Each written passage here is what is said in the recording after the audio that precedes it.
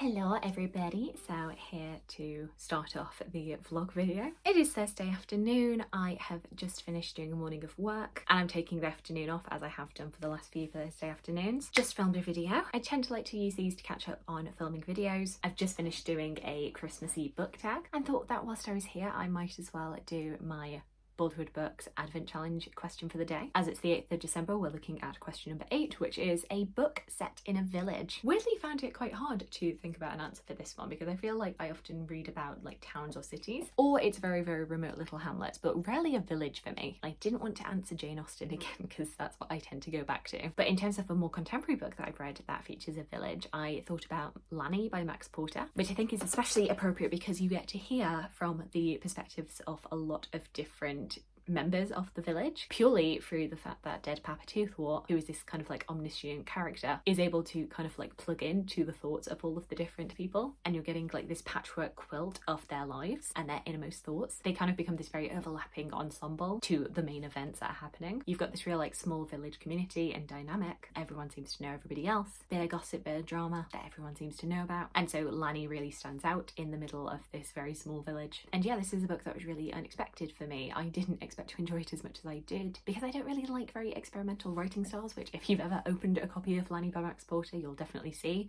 You've got words twisting all around the page, and because of the way that Dead Papa Toothwort is kind of looking into people's brains, you're getting like words overlapping in the way that thoughts very much do. At some points it is a little bit stream of consciousness, and you know that is really like an anti-bookish buzzword for me. But no, I really enjoyed it. I thought it worked really well. But anyway, yes, for the rest of the day it's going to be probably trying to get a bit of editing done. I feel like I'm quite behind on editing, and then I've got my Evita rehearsal tonight. The rehearsals keep coming and they don't stop coming. We are definitely speeding towards show week, and it's exciting but it's also terrifying because I'm like, will I know everything in time? I don't really have an issue with like words and music, but definitely movement and dancing, not my strong suit, but it's all good fun and I have great friends there, so looking forward to it.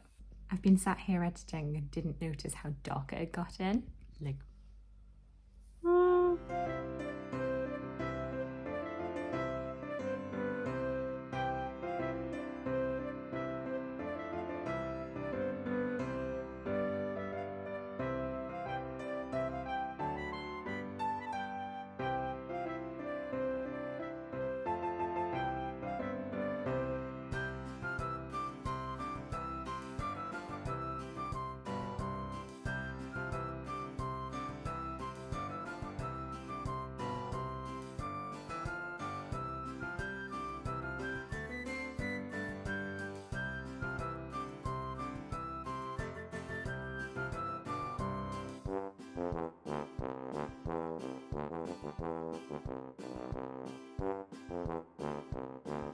Hello. So day number 9 on the Bookish Books Advent Challenge is to talk about a book that you would quite like to spend Christmas in. I feel like on years past I've mentioned the Harry Potter series and mentioned like wanting to have a Weasley Christmas. And I mean that does still hold true, but I think it is a bit of a boring answer. Before I started filming I was looking at a few articles online that were all about like the best festive scenes in books, and there are some interesting ones. I don't know if I'd want to spend a whole lot of time in all of them. Little Women by Louisa May Alcott, that would certainly be quite a nice like family to spend time with at Christmas. Just, you know, very loving, very bubbly. I'm especially thinking of the 2019 movie and like the feast that they have after they've given away all of their food. They then come back and Mr. Lawrence has provided them like a feast, and they do like little theatrical productions with each other. That just seems really fun. One scene on this list is Emma by Jane Austen, and I have to say I don't think that one really appeals to me. It just seemed very, very cold. Got families bickering. It's all just a little bit awkward. A Christmas Carol by Charles Dickens. Definitely the final Christmas that we see when Scrooge has seen the light and has taken this massive turkey over to Bob Cratchit's house. That does seem like a very nice Christmas, but